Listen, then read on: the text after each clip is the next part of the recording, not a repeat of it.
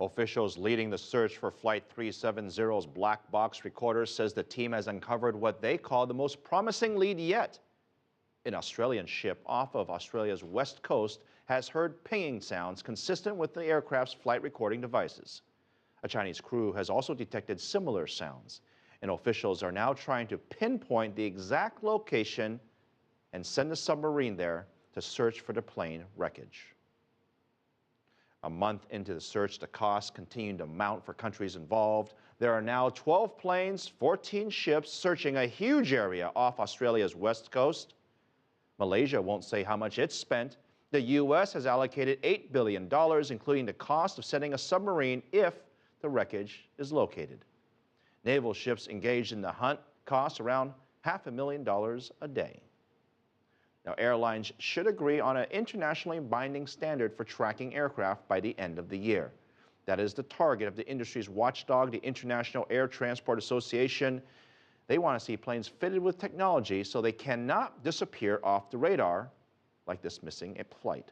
But the organization is concerned about the costs, warning that airlines, they would face lower profit margins. And the pilots' lobby group is concerned that continuous tracking might subject them to unfair judgments if an accident occurs.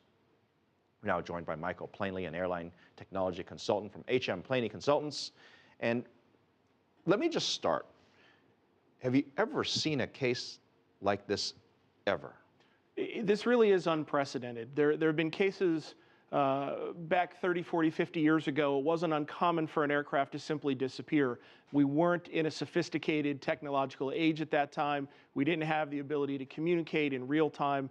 So in the last 15 to 20 years, this is essentially unprecedented. These pingers, the black box, for our audience, there are two. One for the voice. Yes. One for the data. That's correct. The batteries last 30 days. We're now past the 30-day mark.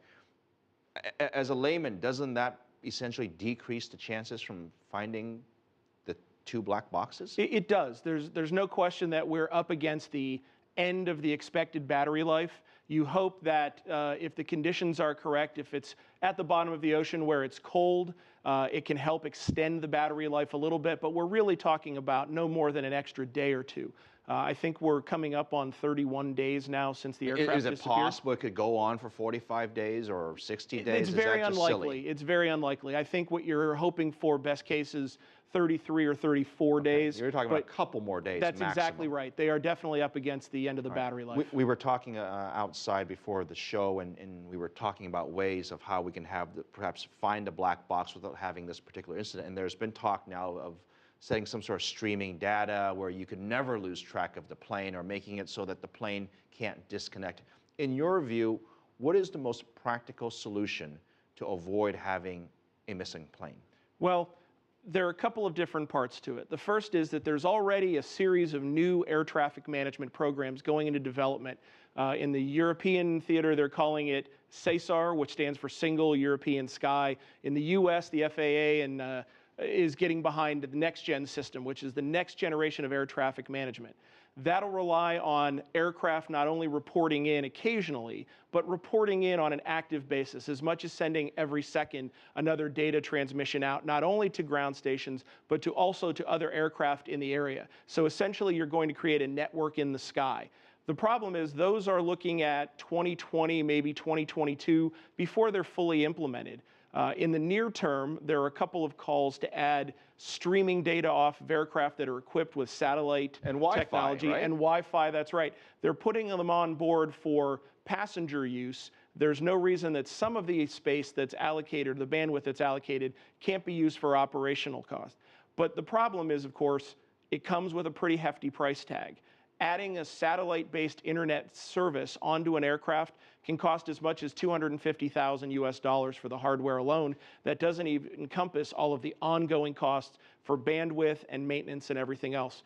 Per aircraft, once you start multiplying that by the thousands of aircraft, so it's going to cost a lot of money, and that's why we're seeing perhaps some pushback. But how is it? And this is, I think I speak for a lot of folks. When this story first developed, a lot of information was, not a lot, but some information was put out about where the plane was, the search area was. We're now 4 weeks plus into it. Everything that was said in that first week seems to be untrue.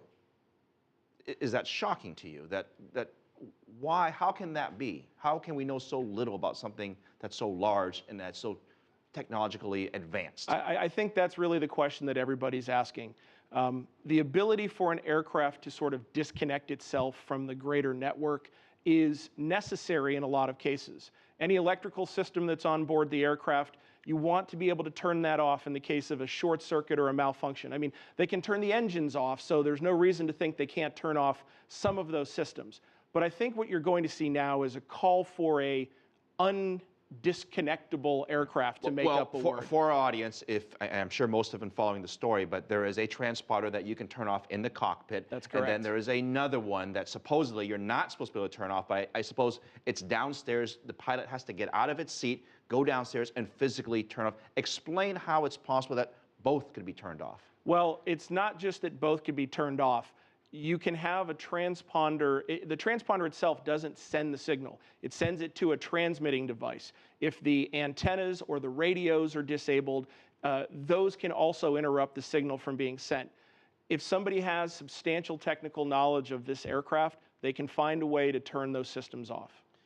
I'm sure there'll be a lot more questions as the days and weeks to come, and we're going to have you back again. Michael Planey, thank you very much for your analysis on really what planes can do to avoid this situation, but the task at hand is still to find the debris and find the plane and find out what happened. Thank you. Thank you.